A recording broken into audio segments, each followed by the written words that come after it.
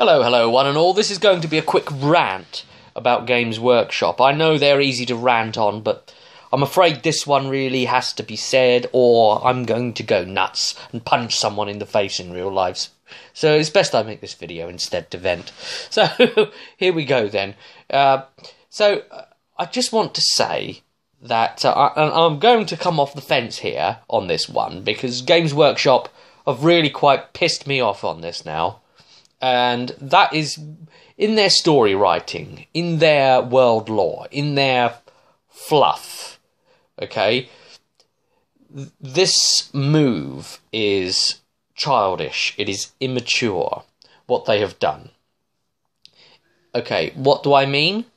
This idea of not being able to affect their world too much in the past, where they've said, oh yeah, we can't make too many changes to the world, we need to keep a consistency so that you can play within that world and things, when all of the communities only ever wanted to have their actions portrayed, their actions within campaigns portrayed, and yeah, okay, they made some changes in regards to that, but they didn't really have their heart in it. It wasn't wholehearted, okay? And if you look back to like Warhammer Fantasy, and that's the really problematic one here we're talking about, but probably soon 40k as well by the way things are looking. But yeah, Fantasy, we had like Storm of Chaos, and I think that campaign kind of broke everybody, because people saw that their input, that they just assumed that they would be able to control and have a say, you know, on the old world, you know, the results of this thing. But it all felt so pre-scripted and readied, and like everything had a purpose. For instance, like all the orc and goblin players that were in the community that I was part of, and I mean hundreds of them, you know, the Greenskin forums. We all hated Grimgor because he was so boring and just sort of... he didn't have a lot of personality. He was just like the chosen one and going and fighting and killing things. But we just didn't like him. So in the true orky way, we had animosity towards him, and we liked our own chieftains more, and we were Da Warpath instead, and we opposed him, and we were fighting for ourselves, and he was the one being portrayed, but we were putting our results in.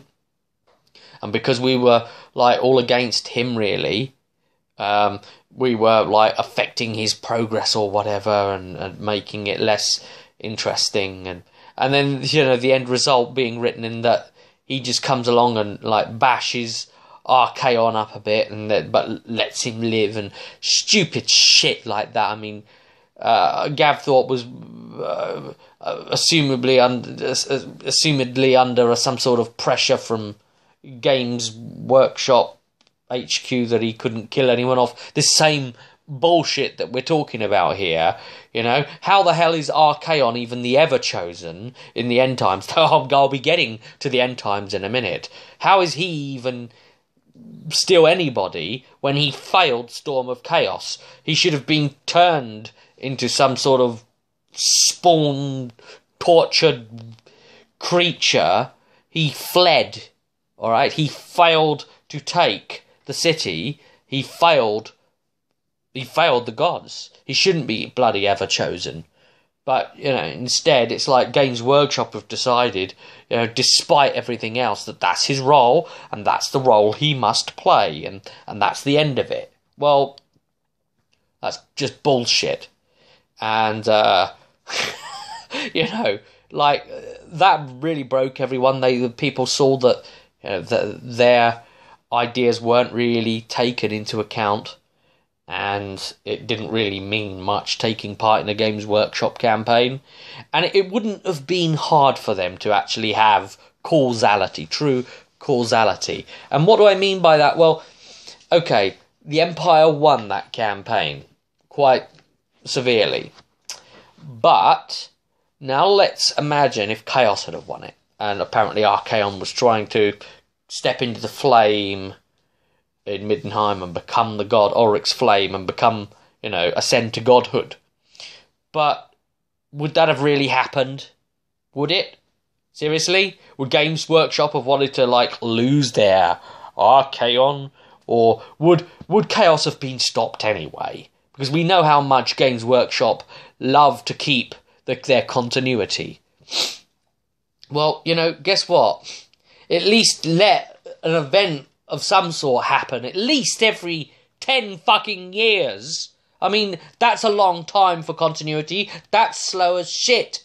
You could at least let, if Chaos had have won, it wouldn't have been a big deal for Middenheim to fall and become like ruins and become like a new age Mordheim, where there's just monsters and creatures on the streets. Shit, they could have produced a new skirmish game based off of that. But they lack the love. They lack the love there to embrace the story and say, oh, look, this has changed and what can we do to they would want to exploit that change, but gamers would want to, play with the narratives concerned with that change. And I am building to this, the main rant point here, okay? The thing that's actually got me angry. I mean, all that stuff pissed me off before, but I held my tongue. But I'm not holding it anymore, I mean, if Chaos would have won, I'm not sure that they would have sacked the city and took the city anyway. Because, as I say, I don't think Games Workshop have the guts. And then, right, I mean, it's a big enough world, they can do whatever and still maintain something. I mean, yeah, the Forces of Light absolutely hammered Chaos, but there wasn't really any consequences against Chaos.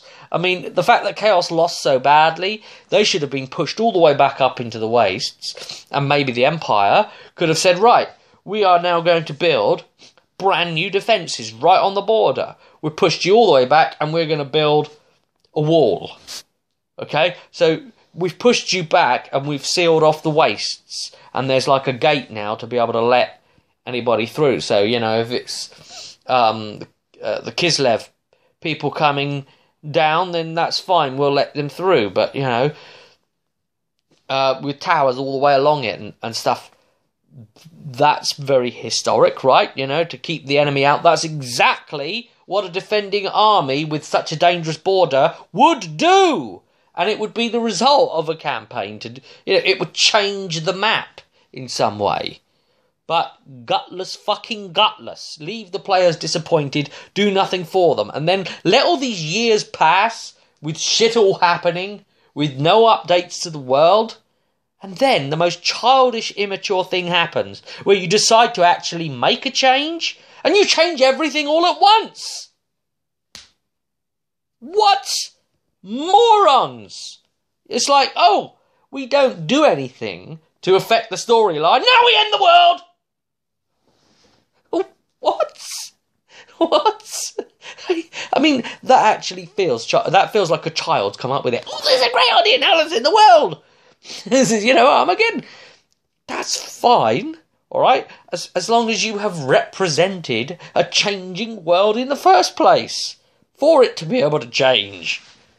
I mean, yeah, the end times were, hinted at. It's like, oh, we've entered the phase of the end times. Oh, okay, yeah, let's go into the end times. Oh, it's finished now. It's over. Yeah, the world's destroyed. I thought we just entered the phase of the... what? It's over?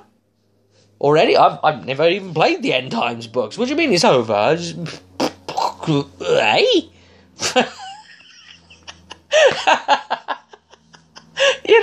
I've got to laugh because they're stupid. It's really stupid. It's like we're redesigning the old world now. We're doing some sort of new thing, whatever the hell that is. And maybe you could play all 3 timelines at once. That's nice.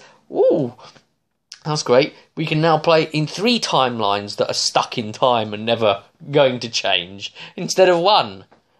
That still doesn't give people a living, breathing world that they feel they can have some sort of effect on. That's all we've ever wanted. and we've never had it. And now it looks like they're taking the same degree of childishness and saying, we did one end times, let's do end times to the 40k. That's what's being hinted at now.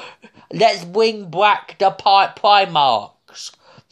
And it's ridiculous how it's hinted like every single Primarch is somehow still alive. Well, nearly almost every single one. How shitty would that feel? Like almost every single Primarch is still alive, except for those tiny exceptions of ones that aren't.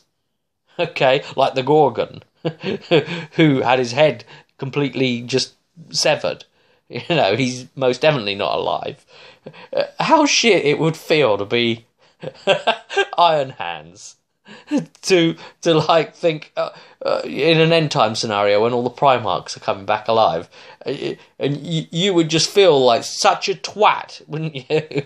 At that point, you'd feel like Games Workshop hate your guts because they've set you up in this.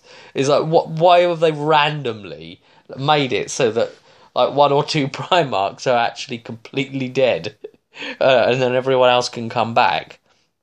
I mean, it's really silly that all these other ones, you know, they're not quite there. They're just all conveniently out of the way at the same time. Ooh! But, but, you know, no. This is, again, it feels childish. Really childish. It doesn't feel like it has any resemblance to what really would and should happen.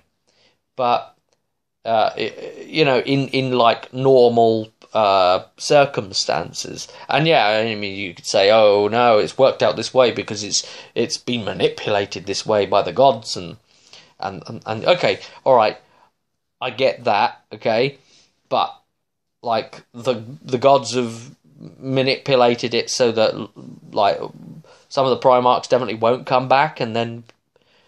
I mean, that's just weird. You just leave them all hanging.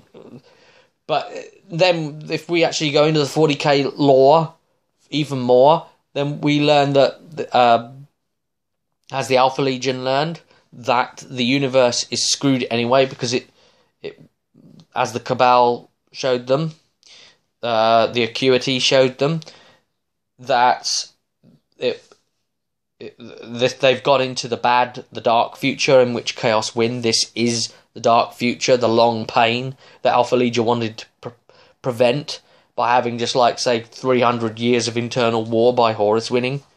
And then humankind would have been scoured from the universe and Chaos would have been cleansed, because humankind is the only mode that Chaos can now take to, you know, rule and win in the end. Because you can see what the plan would have been, because Horus would have won, would have turned on his own because of paranoia. This is what the Acuity showed the Alpharius and, Alpha and Omega, the two brothers, let's say, right? Showed them that's how the future would be, and that he would then have self-loathing and turn on himself and others, and basically create another war that would wipe out all of humanity. But you can see that Tau would have come along next, and they would be free of the Chaos Taint. So in some ways you can see that they are actually supposed to be the successors to the human race. The human race are meant to be gone now, and Tau have come along. Think of it as like the as creation's way of saying, well, you know, chaos is a problem, and we are creation ourselves, and we have a new way of dealing with chaos now by creating the Tau, and you know that is the solution. And you know, we're standing in the way of it. So the Alpha Legion kind of failed in their idea, but doesn't it just seem a bit silly? They've done end times in one universe, and then the fact that they would try to do it in the other universe just because they did it in the first one, and they're not even supposed to be connected universes at all. I mean, so why would you even do that? Anyway, look, I could go on and on and on and rant about this, but hey, you know, You're childish. So anyway, great. Look forward to the next game of 40k, and let's see what they're going to do in fantasy next. I'm just gonna laugh at them, keep laughing at them. That's all I can really do now. So hey, hope you enjoyed my little rant here. Maybe you agree with me, maybe you don't. If you don't agree with me, that's fine. I still feel the way I feel, and I'm just sharing it with you. That's fine. If you don't feel that way, that's good. I'm glad that that's one less thing you've got in your life that you have to hate. Hate is not a good thing. Games Workshop they're cracking me up, motherfuckers. If I don't laugh, I'm gonna do something terrible. So I'll see you at the next one.